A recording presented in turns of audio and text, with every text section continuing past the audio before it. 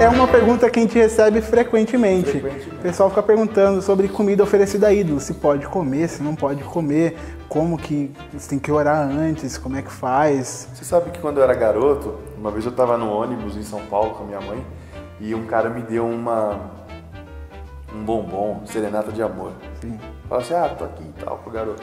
Eu peguei e eu comi, mas depois a mãe conversou comigo e falou, filho, a gente não pode aceitar doce de pessoas na rua, porque você não sabe se aquilo tá oferecido para alguém e tal. Sim. Eu lembro disso, eu era bem garoto. Eu também tinha um maior medo de comer os docinhos dados por aí ser oferecido a ídolos, não podia não. Tinha que orar antes. Será que dá pau comer macumba? Fizeram uma vez na frente da igreja. Já fizeram na frente da igreja também. Imagina só, você vai lá e come um pedaço do frango, ou da pipoca, ou da farofa. cachaça. Tá bom. Então, primeiro a gente precisa entender qual que é o problema de comida oferecida a ídolos. A gente vai ter Paulo falando lá em 1 Coríntios 8, e ele tá falando pra galera sobre comida oferecida a ídolos, e ele tá falando, a gente que conhece sabe que não existe ídolo, porque não existe nenhum outro Deus. Então não existe nenhuma outra divindade, então eles estão oferecendo a nada. Não tem nenhum. A gente sabe disso e por ter conhecimento a gente sabe que não tem ídolo nenhum a não ser o nosso Deus. O discurso de Paulo é diferente do discurso do Velho Testamento, porque no Velho Testamento o discurso era que o nosso Deus era o mais poderoso. Sim. O nosso Deus era o maior. Com o advento do Evangelho, Jesus Cristo, a revelação de Deus através do Filho e tudo mais, o apóstolo Paulo já diz, não há outro Deus. Sim. E aí se a gente ler só 1 Coríntios 8 pelo 8, a gente vai falar, beleza, então tá tudo tranquilo, porque se não existe nada, pela consciência, ele vai falar só do irmão, e a gente vai falar isso mais pra frente sobre o irmão, que a gente não, tem que lidar também com a consciência dos irmãos e tal. E a gente fala, não, mas beleza, se não existe nenhum outro ídolo, não é oferecido nada, pode comer, tá tudo certo. Isso se a gente não lê o capítulo 10. Exatamente. Porque no capítulo 10 ele tá falando o seguinte, se eles estão oferecendo a um Deus e não existe nenhum outro Deus, eles estão oferecendo a demônios. Porque os outros deuses que eles estão seguindo, alguém que segue um Deus que não é o Deus, não é o Deus, é um demônio, é uma invenção. E aí ele tá falando que comer essa comida é comer comida oferecida a demônios. E o problema se torna aceitar a autoridade desse outro Deus como sendo um Deus existente. Então esse é o problema da comida oferecida a ídolos, até para Daniel e os 3 jovens lá, que eles não vão comer a comida que o rei está dando porque eles não querem participar da mesa ou se tornarem coadjuvantes daquilo que o rei fazia. De certo modo, tradicionalmente, o comer com implica uma aliança, Sim. implica uma sujeição, né? O assentar à mesa tá junto, então Isso. eu concordo com aquilo que você faz. Então comer comida oferecida a ídolo seria aceitar aquele ídolo como autoridade que ele é imposta de um Deus junto com o Deus da Bíblia. Exato. E esse é o problema. E até por isso, por causa dessa questão da sujeição, que Jesus é tão criticado por ir comer na casa do publicano, do fariseu, de Mateus, cobrador de impostos e tudo mais. Então a gente lê 1 Coríntios 10 e fala, beleza, então comida oferecida a ídolos é comida oferecida a demônios, a gente não pode participar disso. E aí isso gera um medo na nossa cabeça. Como que eu vou saber se a comida que eu tô comendo, ou se no mercado que eu tô comprando, ou no açougue o cara não ofereceu para ídolo?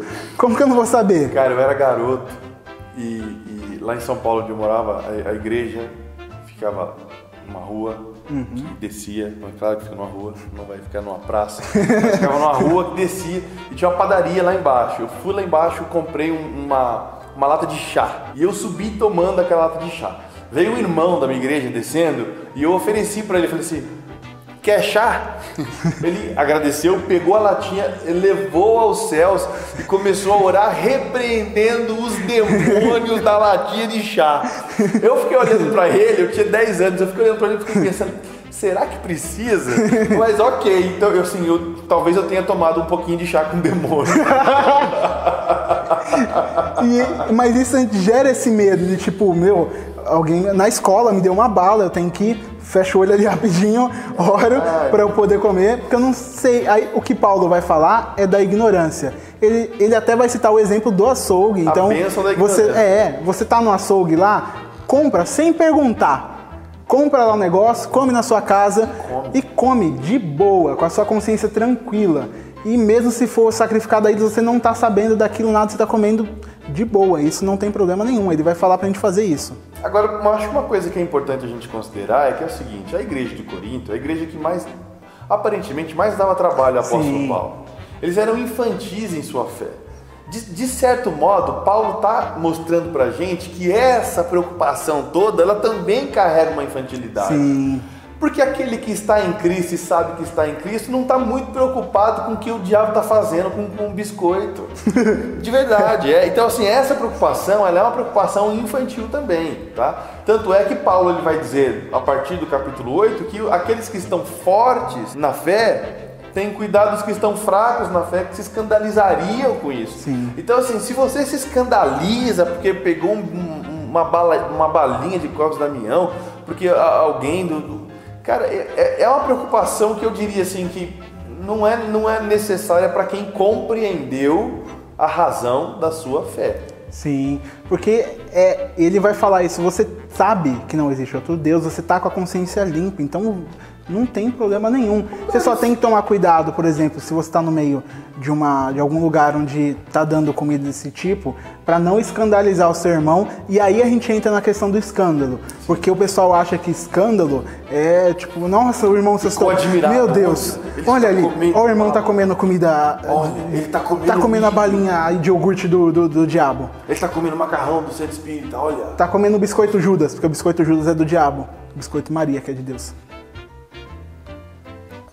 E aí ele vai falar de não escandalizar o nosso irmão. E a gente leva esse escândalo para qualquer coisa que admirou a gente. Escândalo não é isso. Não. É levar o seu irmão a pecar. Então, através da sua liberdade, o irmão que não tem a consciência, que tem a consciência fraca, vai olhar e achar que ele também está livre e vai pecar por achar que ele pode fazer também. Não, seu irmão está fazendo ali, não é tranquilo. Você faz o irmão cair da fé. Ou você está consumindo não só alimento, mas qualquer outra coisa que dentro da sua liberdade, da sua consciência, não vai te afetar. Mas aquele que ainda é infantil na sua fé, enfraquecido na sua fé, constantemente está adoecido na sua fé, ele vai olhar para você e vai enxergar normalidade, ou seja, bom, se o Douglas está comendo aquilo, então aquilo também faz parte da minha fé.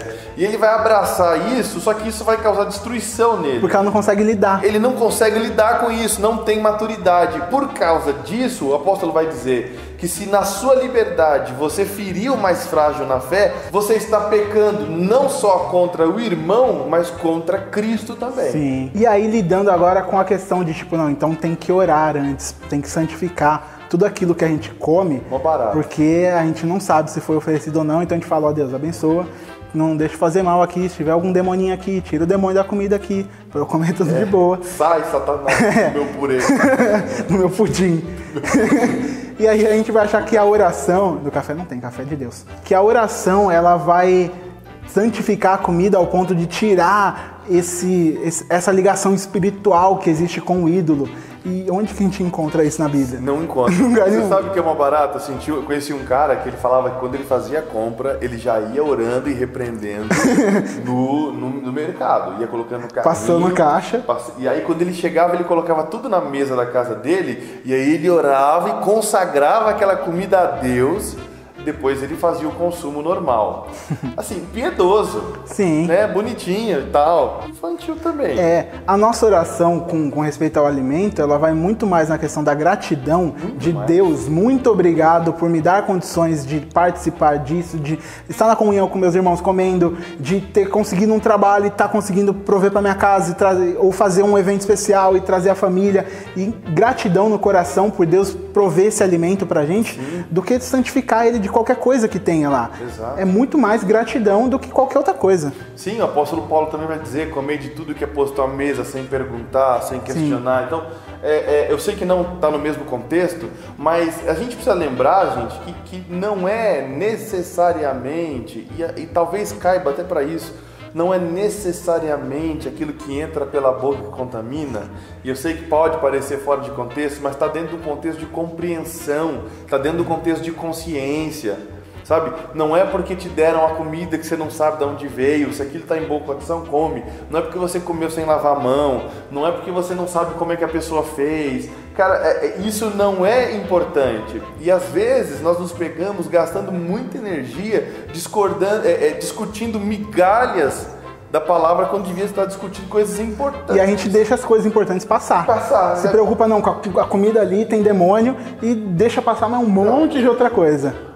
Que eu vou comer comida da minha vizinha, ela é macumbeira. Gente, eu fico pensando, a gente coa a mosca e deixa passar o camelo. Sabe aquele vídeo do Whindersson Nunes? Que ele tá falando, que ele tá imitando a moça e falando pra Deus, como que é? Não pode comer carne. Não pode comer carne, não pode comer carne. Aí falando mal da vizinha, aí fazendo não sei o quê. Eu sou crente, desculpa. E aí ele vai imitando uma mulher e tipo, falando assim, ó, não pode comer carne, porque agora é que sexta-feira santa, não pode comer carne, mas falando mal da vizinha, não pode comer carne, mas brigando com os filhos, não pode comer carne, mas falando mal do marido, e se preocupando com a carne, não pode é carne. Então assim, ok, você não sai comendo tudo que você encontra na rua, não sai comendo tudo que te oferece, uma questão de higiene, uma questão de bom senso também, mas não se veja aprisionado por um pseudo comportamento de santidade que em nada reflete aquilo que é ensinado nos evangelhos. Eu acredito que é isso. Para resumir bem, a gente disse que não existe não tem que existir em nós essa grande preocupação de, meu Deus, essa comida aqui, aí agora, eu tenho que orar aqui, tenho que santificar, porque você vai no açougue, compra de boa, você não sabe, e vai comendo, porque não se preocupe com aquilo que come, com aquilo que bebe. Isso. E porque tenha maturidade para lidar e entenda de uma vez por todas, o povo cristão precisa ter fé. Entenda de uma vez por todas que o que está em nós é maior do que o que está no mundo. Então, se chegou em mim uma possibilidade de alimento e aquilo foi... Meu irmão, eu oro agradecendo a Deus porque eu sei que o Espírito Santo justifica, purifica todas as coisas e a gente come e vive. É que nem ter medo de macumba. O cristão não tem que ter medo de macumba. E tipo, não, fizeram o trabalho ali pra mim, é por isso que tá acontecendo o negócio aqui. Então, cadê Deus? Onde que dá Deus na história? Outro dia me contaram assim, César, colocaram o seu nome na boca do sapo. Pensei, pô, coitado do sapo.